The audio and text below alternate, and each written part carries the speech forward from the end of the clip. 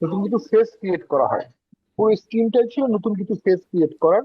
এবং এরা কিন্তু অনেকে একসময় ছাত্রলীগও করেছে, ছাত্রলীগ করেছে, আবার তারা অনেকে ছোটবেলায় শিবিরও করেছে, শিবির করেছে, ছাত্রলীগ করেছে, এনসিপি করেছে, এখন জামাতের সাথে অ্যালায়েন্স করেছে। এটা একটা দলীয় বিষয়।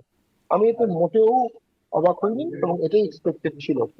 বরং যে তারা বিএনপির সাথে গেলে যেটা হতো, একটা সময় তারা বিএনপিতে থাকতো না, বিএনপিতে থেকে জামাতের ব্যাপার সার্ভ করতো। সেদিক থেকে আমি মনে করি এটা ভালো হয়েছে। একটা পরিষ্কার চিত্র পাওয়া যাচ্ছে ওদের আদর্শ, ওদের দর্শন, ওদের অ্যাফিলিয়েশন, ওদের একাত্মতা কোথায় এটা সবাই জেনে গেছে। এখন যারা ওই আদর্শকে ভালোবাসবে তারা তাদেরকেও ভালোবাসবে, যারা ওই আদর্শকে ভালোবাসবে না তারা তাদেরকে আর ভোট দেবে না, ভালোবাসবে না। আর একটা হচ্ছে এনসিপির একটা দলীয় প্রোটেকশন দরকার। এনসিপি ওয়ার্ড পর্যায়ে কমিটি করতে পারবে, এমনকি যারা এনসিপি শীর্ষ নেতা তাদেরও ওয়ার্ড পর্যায়ে কমিটি নাই। সেক্ষেত্রে ভোট করতে গেলে ওয়ার্ড পর্যায়ে কমিটি লাগে।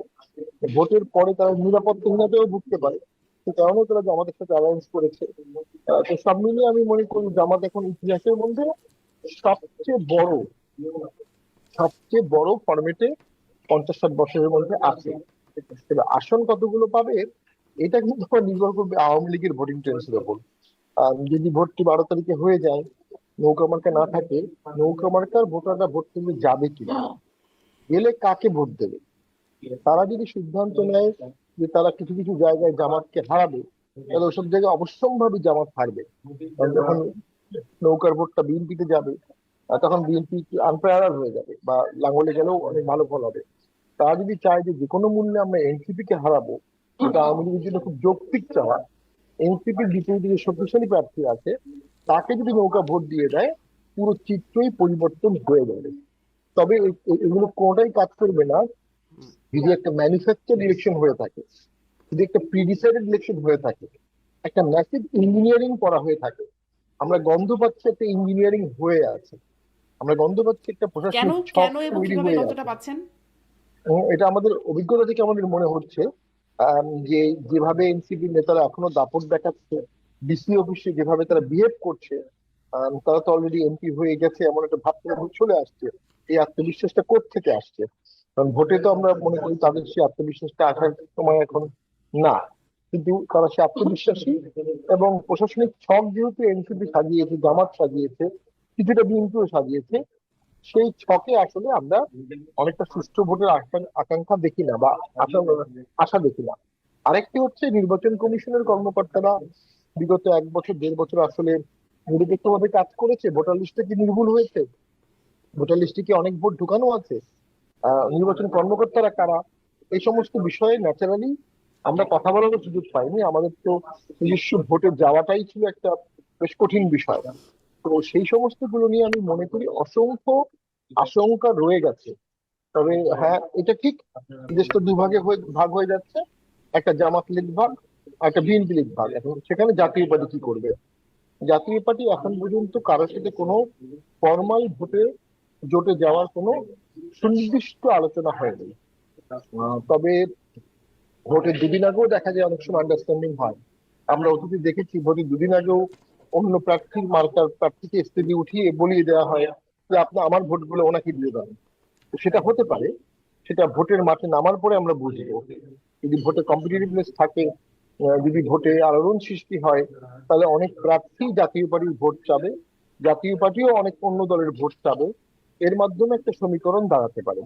তবে আলটিমেটলি কিন্তু একটা বিশাল রোল প্লে করবে ভোটের মার্কার বাইরে থাকা আওয়ামী লীগের ভোটাররা। জি, কিন্তু ধন্যবাদ। কিন্তু মানে ভারত থেকে তো শেখ হাসিনা আহ্বান জানাচ্ছেন যে এই ভোট বর্জনের, এই নৌকার দেখুন সমর্থকদের ভোট না দিতে। দেখুন একটা ভোট যদি হয়ে থাকে, এই ভোটটা একটা নর্মালাইজেশন প্রসেসের পার্ট। এর মধ্যে আওয়ামী লীগও নর্মালাইজেশন হতে পারে। আওয়ামী লীগের সমর্থকরা কোনো একজন প্রার্থীর পক্ষে কাজ করতে পারবে, ভোটের দিন ভোট দিতে পারবে, যে তাদেরকে সুরক্ষা দেবে তাকে এমপি বানাতে পারবে। এবং ন্যাশনালি এই বিষয়ে আওয়ামী লীগ দাবি জানাতেই পারে যে আমরা সুরক্ষা চাই, নিরাপত্তা চাই, আইনি শাসন চাই। এবং লোকালি তো আমরা দেখেছি বিএনপি এবং জামাতের প্রার্থীরা ওপেনলি বলছে তারা আওয়ামী লীগের লোককে সুরক্ষা দেবে, যদি তাদেরকে ভোট দেয়। এই যে ওপেনলি বলছে, এই সুযোগটা কিছুটা আওয়ামী লীগের নেওয়া উচিত। তবে ভোটের ব্যাপারে এখনো কিছু শঙ্কা রয়ে গেছে। যেমন আজকে তফসিলের প্রায় 17 দিন প্রায় 20 দিন হয়ে গেছে ছিল আজকে, এখনো শাহবাগে বিশাল প্রোটেস্ট হচ্ছে এই সরকারকে হুম। হটিয়ে দেয়া, এই সরকারের পতন ঘটানো হচ্ছে, যে 1 মাসের মধ্যে চার্জশিট না হলে এই সরকার পতনের আন্দোলন হবে। তাহলে একদিকে ভোট হবে, আরেকদিকে সরকার পতনের দাবি উঠছে, সরকার চেয়ে চেয়ে নিজের পতনের দাবি দেখছে, তাহলে ভোট করবে কিভাবে? তাকে আগে নিয়ন্ত্রণ নিতে হবে, কন্ট্রোল দিতে হবে, তাকে আগে দেশের টোটাল ক্ষমতাটা নিতে হবে।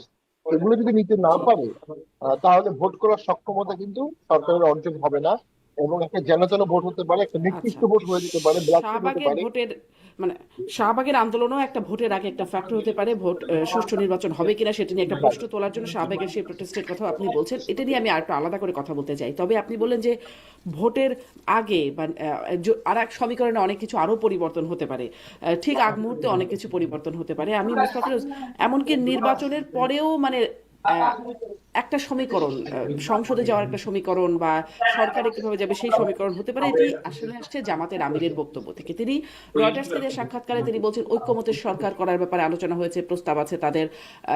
জনাব তারেক রহমানের সাথে যখন দেখা করলেন সেখানে গিয়েও তিনি নির্বাচনের পরেও একসাথে বসার জন্য আহ্বান জানিয়েছেন বা সেই বিষয়ে কথা হয়েছে তাদের মধ্যে, এটি আমরা জানতে পেরেছি। তিনিও বলেছেন আসলে মানে এই ঐক্যমতের সরকার জিনিসটা আবার কি, মানে কিরকম হতে পারে, কি এই প্রস্তাব কি গ্রহণ করবে বিএনপি, কিভাবে, কি মূল্যায়ন আপনার?